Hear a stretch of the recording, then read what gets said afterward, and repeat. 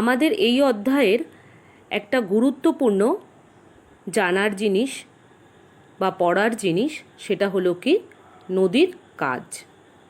তো নদী কীভাবে কাজ করে এবং সেই কাজের ফলে ভূমিরূপের কী পরিবর্তন হয় সেগুলো কিন্তু আমাদেরকে জানতে হবে।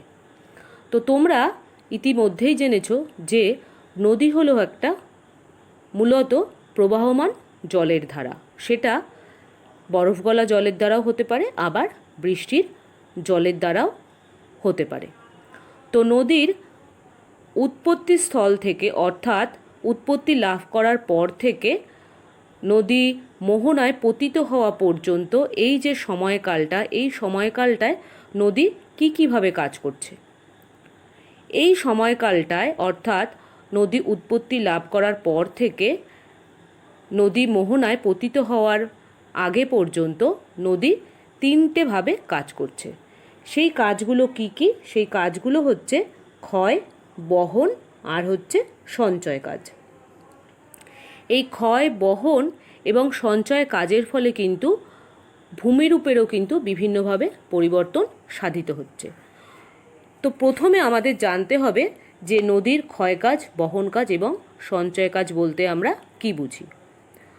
তো দেখো, নদী যখন সৃষ্টি হচ্ছে অর্থাৎ নদী যখন পার্বত্য অঞ্চলে বা উচ্চ কোনো ভূমি থেকে যখন সৃষ্টি হচ্ছে তখন নদীতে শক্তির পরিমাণ খুব বেশি থাকে এবং এই শক্তির পরিমাণ বেশি থাকার জন্য নদী যে পথ দিয়ে প্রবাহিত হচ্ছে এবং প্রবাহিত হয়ে যখন ভূমির ডাল বরাবর নিচের দিকে নামছে সেই প্রবাহ পথে কিন্তু নদী বড় বড় পাথর, নুড়ি, বালি সমস্ত কিছুকে কিন্তু চূর্ণ করেই কিন্তু সে সামনের দিকে এগিয়ে চলে। যেমন ধরো, তোমাকে স্কুলে যেতে হবে, রাস্তায় বিরাট জ্যাম, তখন কি করতে হবে তোমাকে? তুমি যদি রিক্সা বা টোটো কিছুতে যাও তখন স্কুলে পৌঁছানোর তাগিদেই বলতে হবে যে কাকু আমি হেঁটেই স্কুলে চলে যাচ্ছি। তাহলে কি তুমি বাধা অতিক্রম করে তুমি সামনের দিকে চলে গেলে, অর্থাৎ তুমি গন্তব্যে পৌঁছানোর চেষ্টা করলে। নদীও ঠিক তাই, উৎপত্তি স্থল থেকে নদী যখন ভূমির ঢাল বেয়ে নিচের দিকে নেমে আসছে তখন সে তার সামনে যে সমস্ত পদার্থকে পাচ্ছে অর্থাৎ নুড়ি, কাকড়, বালি, সমস্ত বড় বড় পাথর, সেইগুলোকে কিন্তু সে ভেঙে আরও ছোট ছোট টুকরোয় পরিণত করেই কিন্তু সে সামনের দিকে এগিয়ে চলছে। একেই আমরা কি বলছি? নদীর ক্ষয় কাজ। এই নদীর ক্ষয়ের মাত্রাটা কিসের উপর নির্ভর করে? যে কীরকম পরিস্থিতি থাকলে নদীর ক্ষয়কাজের পরিমাণটা বৃদ্ধি পাবে। নদীতে জলের গতিবেগ যদি বেশি থাকে, জলের পরিমাণ যদি বেশি থাকে, শিলাস্তর যদি নরম শিলা দ্বারা গঠিত হয়, নদীর সাহায্যে আনা পদার্থের আয়তন এবং পরিমাণের উপর কিন্তু এই নদীর ক্ষয়কাজটা নির্ভর করে। এরপরে দ্বিতীয় যে কাজ নদীর সেটা হলো কি বহন কাজ। তো নদী পার্বত্য অঞ্চলে অর্থাৎ উৎস স্থানে নদী ক্ষয় করতে শুরু করলো এবং ক্ষয় করতে করতে সে সামনের দিকে এগিয়ে এলো। তখন নদী কি করছে? এই যে নুড়ি, কাকড়, বালি, পলি সবই কিন্তু নদীর স্রোতের সঙ্গে উঁচু থেকে ক্রমশ নিচের দিকে নেমে আসছে। এই যে নেমে আসছে অর্থাৎ বয়ে বয়ে নিয়ে আসছে নদী তার নিজের সাথে, একেই আমরা কি বলছি? বহন কাজ। এবং বয়ে আসছে কার মাধ্যমে? জলের মাধ্যমে। এই যে বহন করার ক্ষমতা, সেই বহন করার ক্ষমতা কখন বৃদ্ধি পায় বা কখন কমে যায়, অর্থাৎ কি বিষয়ের উপর নির্ভর করে? নদীর জলের গতিবেগ, জলের পরিমাণ, ভূমির ঢাল এবং নদীবাহিত পদার্থের পরিমাণ এবং আয়তনের উপর। এবার শেষ যে কাজটা সেটা কি? শেষ কাজটা হচ্ছে নদীর অবক্ষেপণ বা সঞ্চয় কাজ। এই পর্যায়ে কিন্তু নদী একদম আর শক্তি থাকে না, অর্থাৎ নদী যে সমস্ত পদার্থগুলোকে ক্ষয় করেছিল এবং নিজের সাথে বয়ে বয়ে নিয়ে আসছিল সেইগুলোকে কিন্তু টেনে নিয়ে যাওয়ার মতো তার আর কোনো শক্তি থাকে না। ফলে সেই সমস্ত পদার্থগুলো কিন্তু নদীর দুপাশে ধীরে ধীরে জমতে থাকে। এই যে ধীরে ধীরে জমতে থাকলো সেই যে কাজটা তাকেই আমরা কি বলছি? সঞ্চয় কাজ। নদীর এই তিন প্রকার যে কাজ সম্পর্কে তোমরা জানলে, অর্থাৎ ক্ষয় কাজ, বহন কাজ ও সঞ্চয় কাজ, এই 3 প্রকার কাজ নদী কিভাবে করে? নদী করে তার নিজের শক্তির দ্বারা। ঠিক সেরকমটাই যেরকম আমরা করে থাকি। আমাদের যদি কোনো কাজ করতে হয় আমরা কিভাবে করি? আমাদের দৈহিক শক্তির দ্বারা। সেরকম নদীও তার শক্তির দ্বারা কিন্তু এই 3 প্রকার কাজ করে। এবং এই যে শক্তি, এই শক্তি কিসের উপর নির্ভর করে এবং এই শক্তি কখন বৃদ্ধি পায়? নদীতে জলের পরিমাণ, গতিবেগ এবং ভূমির ঢালের উপর কিন্তু নদীর শক্তি নির্ভর করে। আমাদের শক্তি কখন বাড়বে? যদি আমরা খাবার ঠিকভাবে খাই, তাহলেই তো আমাদের দৈহিক শক্তিটা বৃদ্ধি পাবে। সেই রকম নদীর ক্ষেত্রেও কিন্তু একই রকম। নদীর ক্ষেত্রে শুধুমাত্র খাবার থাকে না, সেখানে কি থাকে? নদীতে জলের পরিমাণ, গতিবেগ আর হচ্ছে ভূমির ঢাল সেখানে শক্তির উৎস হিসাবে কাজ করে। নদীর শক্তি যদি বেড়ে যায় তাহলে কি হবে? নদী বেশি করে ক্ষয়ও বহন করবে এবং নদীর শক্তি যদি কমে যায় তাহলে নদী কি করবে? বেশি করে সঞ্চয় করবে, যেমনটা আমরা করে থাকি। আমাদের শক্তি যদি বেশি থাকে তাহলে আমরা কি করব? আমরা বেশি করে কাজ করতে পারবো, বেশিক্ষণ ধরে পড়াশুনো করতে পারবো। আর যখন আমাদের ক্লান্ত লাগবে, অর্থাৎ শক্তিটা কমে যাবে, তখন কিন্তু আমাদের কোনো কাজই করতে কিন্তু আর ইচ্ছা করবে না। কি তাই তো? মানুষের জীবনের সঙ্গে কিন্তু একটা নদীর অনেক মিল রয়েছে। কেন? যখন একটা শিশু তার মাতৃগর্ভ থেকে জন্ম নেয়, তারপরে কী হয়? সে ধীরে ধীরে বড় হয়। তারপরে সে যখন যৌবন অবস্থায় থাকে তখন কিন্তু তার মধ্যে অনেক শক্তি থাকে এবং সে তখন যে কোনো কাজই কিন্তু করে ফেলতে পারে নির্দ্বিধায়। এরপরে আস্তে আস্তে যখন সে পরিণত পর্যায়ে পৌঁছায়, অর্থাৎ পরিণত বয়সে পৌঁছায়, তখন কিন্তু সে কাজ করে, কিন্তু আগের মতো কিন্তু অতটা কাজ কিন্তু আর করে উঠতে পারে না। তারপরে সেই শিশুটা যখন যৌবন পরিণত অবস্থা পার হয়ে যখন বার্ধক্য অবস্থায় পৌঁছয়, তখন কিন্তু সে আর কোনো কাজই করতে পারে না। কাজ করার ইচ্ছা কিন্তু মনে মনে থাকে, কিন্তু দৈহিক শক্তি কিন্তু তখন এমনটা থাকে না যাতে সে অনেক ভারী ভারী কাজ করে উঠতে পারে বা যে কাজগুলো সে করতে চাইছে সে কাজগুলো করতে পারে। সেরকমই একটা নদী যখন কোনো একটা উচ্চ পার্বত্য অঞ্চল থেকে সৃষ্টি হচ্ছে, সেখান থেকে পর্বতের ঢাল বেয়ে যখন ধীরে ধীরে নিচের দিকে নেমে আসছে এবং তারপরে যখন সমভূমিতে এসে পড়ছে এবং তারপরে যখন সে কোনো সাগরে গিয়ে পতিত হচ্ছে, অর্থাৎ যাকে আমরা বলছি মোহনা, সেই পর্যন্ত কিন্তু একটা নদীও কিন্তু অনেকগুলো কাজ করে। কিন্তু কোন নদী এই সব কাজগুলো করে?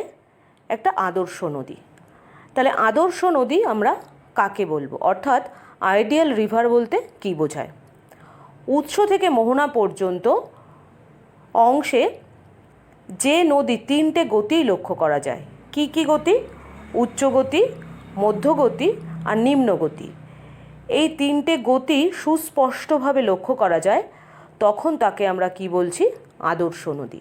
এবং এই যে 3টে গতিপথ একটা আদর্শ নদীর, এই গতিপথে কিন্তু নদীটা বিভিন্ন রকম ভূমিরূপ তৈরি করে থাকে এবং যেগুলো আলাদা আলাদা বৈশিষ্ট্য সম্পন্ন হয়ে থাকে। সেরকম একটা আদর্শ নদীর উদাহরণ হলো কি? গঙ্গা। গঙ্গা নদীর গতিপথের উচ্চগতি, মধ্যগতি এবং নিম্নগতি 3টেই কিন্তু লক্ষ্য করা যায়। তাই জন্য গঙ্গাকে কি বলা হয়? আদর্শ নদী।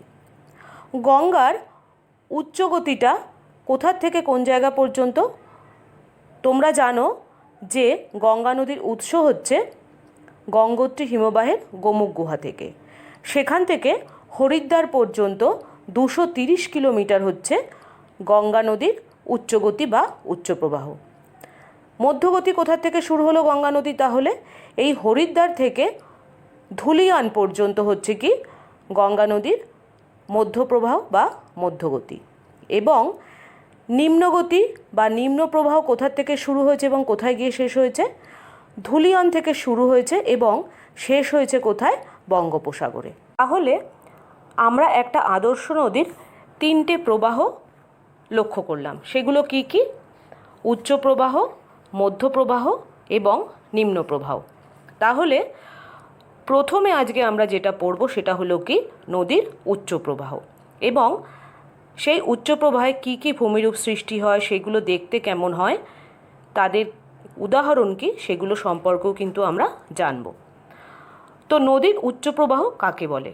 নদী যেখান থেকে উৎপত্তি লাভ করছে, অর্থাৎ উৎসস্থান থেকে সমতল ভূমিতে নামার আগে পর্যন্ত যতটুকু জায়গা, তাকেই আমরা কি বলছি? নদীর উচ্চ প্রবাহ। ভারতের প্রধান নদী গঙ্গার উচ্চ প্রবাহ কোথার থেকে? উচ্চ প্রবাহ হচ্ছে গঙ্গোত্রী হিমবাহের গোমুখ গুহা থেকে শুরু হয়েছে এবং শেষ হয়েছে কোথায়? হরিদ্বারে এসে। এই যে নদীর উচ্চগতি, উচ্চগতিতে নদী প্রধান কি কি কাজ করে থাকে? নদী প্রধান কাজ করে হচ্ছে ক্ষয় কাজ, এবং তার মধ্যে অন্তর্ভুক্ত থাকে কি? নিম্নক্ষয়, পার্শ্বক্ষয় এবং কি? বহন কার্য। এই যে নদীর উচ্চগতি এবং উচ্চগতিতে নদীর যে ক্ষয় কাজ করে এবং কেন করে এবং কি বৈশিষ্ট্য লক্ষ্য করা যায়। উচ্চগতিতে নদীর কার্যের কয়েকটি উল্লেখযোগ্য বৈশিষ্ট্য রয়েছে। সেইগুলো কি কি? ভূমির ঢাল এই পর্যায়ে বেশি থাকার জন্য নদীর বেগও কিন্তু কি হয়? খুব বেশি থাকে। নদীতে নুড়ি, পাথর প্রভৃতির পরিমাণ খুব বেশি থাকে বলে অবঘর্ষ পদ্ধতিতে প্রবল কি করে? প্রবল কিন্তু নিম্নক্ষয় করে।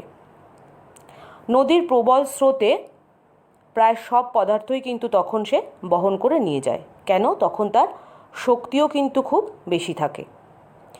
এই পর্যায়ে নদী কিন্তু সঞ্চয় কাজ প্রায় করে না বললেই চলে, করেই না। উচ্চগতিতে নদীর গভীরতা থাকে খুব বেশি, কিন্তু বিস্তৃতি খুব কম হয়। নদীর এই উচ্চগতি বা উচ্চ প্রবাহ, যাকে পার্বত্য প্রবাহ বলা হয়ে থাকে, এই পর্যায়ে কিন্তু নদী বিভিন্ন বৈশিষ্ট্য সম্পন্ন ভূমিরূপ তৈরি করে। সেই ভূমিরূপগুলো কি কি? সেই ভূমিরূপগুলো হলো আই ও ভি আকৃতির উপত্যকা, গিরিখাত ও ক্যানিয়ন, শৃঙ্খলিত শৈলশিরা, জলপ্রপাত, র্যাপিড বা কাস্কেড, প্লাঞ্জপুল বা প্রপাতকূপ, আর হচ্ছে মন্থকূপ। কিন্তু তোমাদের যে পাঠ্যাংশে, সেই পাঠ্যাংশে কিন্তু গিরিখাত, ক্যানিয়ন আর কিন্তু জলপ্রপাত রয়েছে। তোমরা যখন ক্লাস 10-এ উঠবে, অর্থাৎ 10ম শ্রেণীতে যখন তোমরা উঠবে, তখন তোমরা যে ভূমিরূপগুলোর কথা আমি বললাম, সেই ভূমিরূপগুলো সম্পর্কে কিন্তু আরও বিশদে জানতে পারবে। নদীর উচ্চ প্রবাহে সৃষ্ট প্রথম যে ভূমিরূপটা সম্পর্কে তোমরা জানবে সেটা হলো কি? আই ও ভি আকৃতির উপত্যকা। উচ্চ পার্বত্য অঞ্চলে নদীর উৎস অঞ্চল থেকে যখন পর্বতের ঢাল বেয়ে নিচের দিকে নেমে আসছে, তখন নদীতে জলের পরিমাণ বেশি থাকার জন্য নদী কিন্তু অত্যন্ত গতিসম্পন্ন হচ্ছে। এই সময় নদী যে পর্বতের খাতের মধ্য দিয়ে বয়ে আসছে, তখন নদীতে জলের পরিমাণ বেশি থাকার জন্য নদী কিন্তু পার্শ্বক্ষয় অপেক্ষা তলদেশ ক্ষয় বেশি করছে। এবং এই পর্যায়ের যে উপত্যকাটা যে আকৃতি, সেই আকৃতিটা কিন্তু দুরকম হচ্ছে। কি হচ্ছে? একটা হচ্ছে আই আর একটা হচ্ছে ভি আকৃতি সম্পন্ন। যখন নদী তার দীর্ঘ খাড়াপথ উপত্যকার মধ্য দিয়ে প্রবাহিত হয়, তখন কি হয়? ইংরাজি আই আকৃতির ন্যায় যখন ভূমিরূপটা হয়, তখন তাকে আমরা কি বলছি? আই আকৃতির উপত্যকা। এই আই আকৃতির উপত্যকা যখন গঠন হয়, তখন কিন্তু নদীর তলদেশ ক্ষয়টা কিন্তু বেশি হয়, অর্থাৎ নিম্ন ক্ষয়টা কিন্তু বেশি হয়। যদিও উচ্চ পার্বত্য অঞ্চলে নদীর নিম্নক্ষয় বেশি, তবুও কি হয়? তবুও কোনো কোনো ক্ষেত্রে বৃষ্টিপাত, তুষারপাত প্রভৃতি যে প্রাকৃতিক শক্তি, তার ফলে কিন্তু উপত্যকার পার্শ্বদেশ কখনো কখনো আবার ক্ষয়প্রাপ্ত হয়। এর ফলে কি হয়? যে আই আকৃতির উপত্যকাটা চওড়া হতে থাকে, এবং চওড়া হয়ে গিয়ে যে আকৃতি সম্পন্ন হয়, তখন সেটাকে ইংরাজি ভি অক্ষরের মতো দেখতে লাগে। তাই জন্য একে কি বলা হচ্ছে? ভি আকৃতির উপত্যকা। আর পরবর্তী যে ভূমিরূপ সম্পর্কে তোমরা জানবে সেটা হলো কি? গিরিখাত ও ক্যানিয়ন। নদী যখন পার্বত্য অঞ্চলের মধ্য দিয়ে বয়ে আসছে তখন এই পার্বত্য অঞ্চলের মধ্যে গভীর ও সংকীর্ণ যে নদী উপত্যকা সৃষ্টি হচ্ছে তাকেই কি বলা হচ্ছে? গিরিখাত। হিমালয় পার্বত্য অঞ্চলে কিন্তু এরকম অনেক গভীর গিরিখাত লক্ষ্য করা যায়। এই গিরিখাতের আকৃতিটা কেমন হয়? গিরিখাতের আকৃতিটা হয় ইংরাজি ভি অক্ষরের মতো এবং গিরিখাত কিন্তু খুব গভীর আর সংকীর্ণ হয়ে থাকে। মূলত যে পার্বত্য অঞ্চলগুলোতে বৃষ্টির পরিমাণ বেশি অর্থাৎ বৃষ্টিবহুল পার্বত্য অঞ্চলে কিন্তু গিরিখাত সৃষ্টি হয়ে থাকে। গিরিখাতের উদাহরণ দেওয়া যাক তাহলে। দক্ষিণ আমেরিকার পেরুর কলকা নদীর এল কানান দা কলকা গিরিখাত হলো পৃথিবীর গভীরতম গিরিখাত। ক্যানিয়ন কি? নদী যখন শুষ্ক অঞ্চলের উপর দিয়ে প্রবাহিত হচ্ছে তখন নদী গঠিত গিরিখাতই হলো কি? ক্যানিয়ন। অর্থাৎ শুষ্ক অঞ্চলে গিরিখাতকে কি বলা হচ্ছে? ক্যানিয়ন বলা হচ্ছে। উচ্চ শুষ্ক অঞ্চলে প্রবাহিত চিরপ্রবাহী নদী। চিরপ্রবাহী নদী কোনগুলো? যেগুলো বরফ গলা জলে পুষ্ট নদী, সেগুলোকেই কি বলা হচ্ছে? চিরপ্রবাহী নদী বা নিত্যবহ নদী। এই নদীগুলো নিম্নক্ষয়ের মাধ্যমে কি করে? উপত্যকার গভীরতাকে বাড়িয়ে দেয়। কিন্তু বৃষ্টির অভাবে কি হয়? পার্শ্বক্ষয় কিন্তু তেমন করতে পারে না। ফলে উপত্যকাটা কেমন দেখতে হয়? গভীর ও সংকীর্ণ।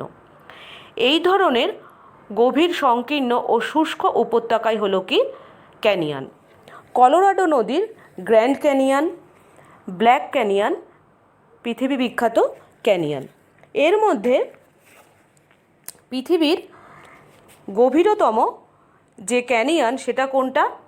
তিব্বতের ইয়ারলুং সাংপো নদীর উপর সাংপো ক্যানিয়ন হচ্ছে পৃথিবীর গভীরতম ক্যানিয়ন। তার গভীরতা কত? তার গভীরতা হচ্ছে 5500 মিটার।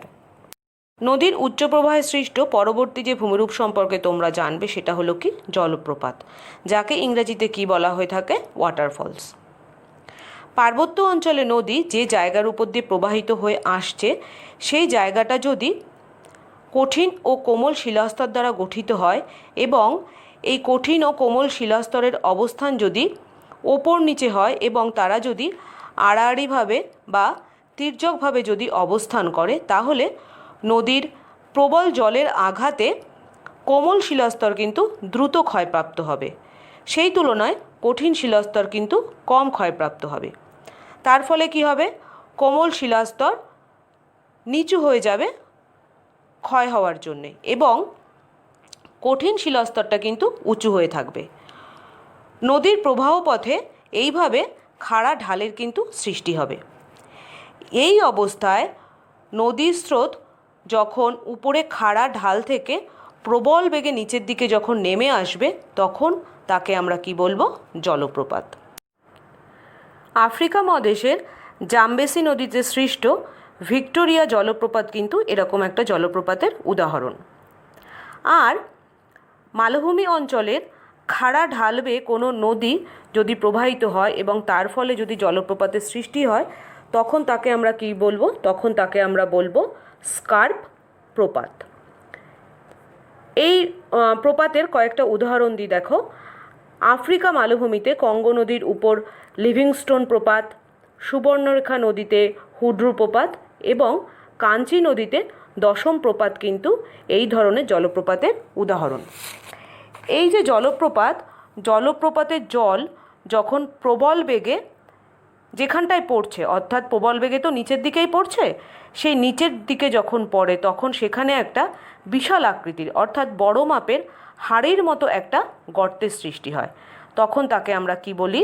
তখন তাকে আমরা বলি প্লাঞ্জ পুল।